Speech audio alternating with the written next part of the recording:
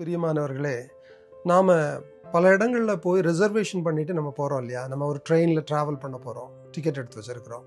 இல்லையானால் நாம் ஒரு ஃபங்க்ஷன், இது ஒரு கல்யாண வீட்டுக்கு போகிறோம், இல்லை அதற்காக ஒரு அழைப்பு சீட்டுதல் இருக்கிறது, நீங்கள் அதற்கு போகிறீங்க, ஒரு ரிசர்வேஷன் இருக்குது. உங்களுக்கு போனால், அந்த இடத்திற்கு போனால் உங்களுடைய சீட் ரிசர்வ் பண்ணப்பட்டிருக்கிறதுனா நீங்கள் எப்படி இருப்பீங்க? இப்போது நீங்கள் போகிறதுக்கு முன்பாகவே உங்களுக்கு ஒரு நிச்சயத்தன்மை உண்டு.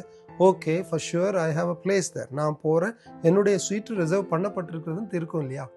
இது போலவே பரலோகம் நமக்கு நிச்சயிக்கப்பட்டிருக்கிறதா? பரலோகத்துக்கு போகிறதற்கான சீட்டு உறுதிப்படுத்தப்பட்டிருக்கிறதா என்று கேள்வி கேட்டால் நம்மளுடைய பதில் என்ன? அந்த பதிலை நாம் யோசிக்கும் பொழுது, இந்த வசனம் எபேசியர் 2:4 வரைக்கும் உள்ள வசனத்தில் அருமையாக சொல்லப்பட்டிருக்கிறது. நமக்கு பரலோகத்திலே நிச்சயமாகவே ஒரு இடம் உண்டு.